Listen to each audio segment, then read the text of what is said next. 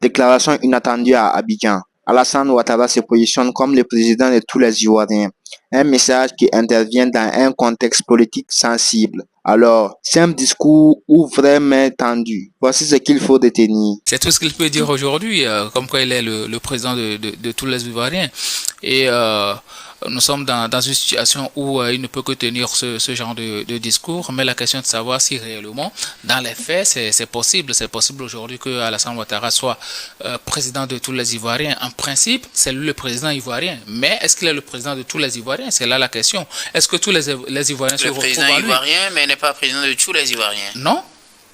Il est le président ivoirien. Quand on parle de présidence ivoirienne aujourd'hui, c'est lui. Mais est-ce que tous les Ivoiriens arrivent à se retrouver en lui? C'est la question qu'il faut se poser aujourd'hui. Ils n'ont pas tous voté pour lui. Donc, oui, bien sûr. Même si les élections sont transparentes, acceptées de tous, la majorité l'emporte. Et pratiquement même ceux-là qui n'ont pas voté pour vous se retrouvent en vous. Parce qu'ils se disent que bon, c'est la majorité qui l'a emporté. Parce que c'est ce que les élections demandent.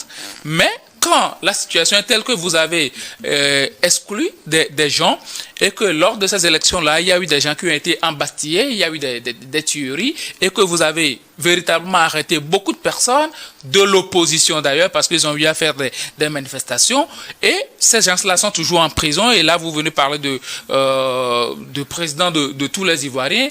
Ben, après, on va encore nous parler de ces histoires de réconciliation après ces élections-là. C'est toujours la routine en Afrique et c'est la même chose depuis l'arrivée au pouvoir du président Alassane Ouattara. C'est élection, contestation, embastillement et après on parle de réconciliation. C'est la même chose depuis belle lurette et il va encore commencer par cela. Vous verrez bien dans le gouvernement qui aura un poste de ministre de la réconciliation, ce genre de choses. Mais à un moment donné, là, en Afrique, nous devons apprendre à bien faire les choses. Conduire un processus électoral, c'est vrai. Je ne dis pas que tout le monde peut participer à ces élections-là, même si il y a eu des casseroles que ces personnes prennent, mais faire les choses de telle sorte que ceux-là qui sont quand même les habitants de ce pays-là puissent se reconnaître en vous après les élections. Qu'on puisse dire que ça a été une compétition, mais vous êtes sortis gagnants et que tout le monde accepte quand même cette victoire-là. Mais imposer la victoire, faire des élections où lors même de ces élections-là, il y a eu des casses, il y a eu des incendies, il y a eu des gens à Nayo qui ont été embastillés, qui ont été, je peux dire, assassinés par certaines communautés et certains ont même fait des vidéos pour reconnaître que bon, eux, ils ont fait ce sale boulot-là. Je ne sais pas ce qu'il est en train de dire par il veut. Heureusement qu'il a employé le verbe vouloir.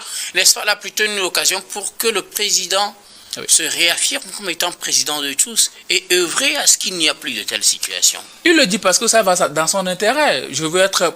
Heureusement qu'il a employé le verbe vouloir. Alors, s'il n'avait pas dit, être le président. S'il ne l'avait pas dit, vous allez dire aussi qu'il ne s'est pas soucié de telle situation. Oui. Maintenant qu'il le dit, vous aussi, vous pensez qu'il ne... Les mots ont leur sens. Il ne fait que juste dire... Oui, mais les mots ont leur sens. Je veux être le président de tous les Ivoiriens. C'est différent de je suis le président de tous les Ivoiriens. C'est un aveu qu'il a fait. Ça veut dire qu'il reconnaît que jusqu'au jour d'aujourd'hui, il n'est pas encore le président de tous les Ivoiriens. Tous les Ivoiriens ne se reconnaissent pas en lui, véritablement. C'est ce qu'il a reconnu. Les mots ont leur sens, et surtout en politique.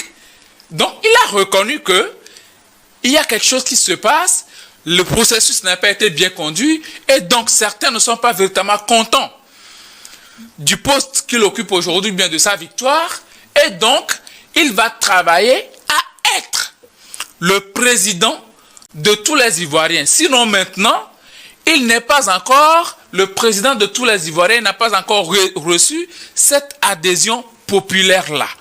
Et donc, moi, je me dis, il va falloir aller dans le sens beaucoup plus de la réconciliation et de la concorde nationale. Parce que on peut parler de développement et tout ça, mais si la population n'est pas concernée par tout ce que vous êtes en train de faire, ou bien certains, ou bien une majorité de la population ne se reconnaît pas véritablement en ce que vous êtes en train de faire, ou bien comme programme de société, ça va agir sur vous. Et donc, à un moment donné, je pense qu'il ne faut pas juste sortir des discours, mais il faut véritablement poser des pas. Et les pas là, c'est de faire en sorte que les Ivoiriens, c'est-à-dire ceux-là dont les leaders ont été écartés, que ces questions-là soient résolues. Parce que je me rappelle très bien que les leaders de l'opposition, notamment le PPACI et le PDCRDA, avaient demandé un dialogue bien avant l'organisation de ces élections, ce qui n'a jamais eu lieu. Aujourd'hui que les élections sont passées et qu'il a eu son 4e mandat, j'espère qu'il va aller dans le sens quand même du dialogue et que toutes les divergences soient aplanies. Notamment, le président Laurent Gbagbo lui-même, il a dit qu'il ne veut plus être président de la Côte d'Ivoire, mais quoi qu'il en soit, il va falloir l'amnistier.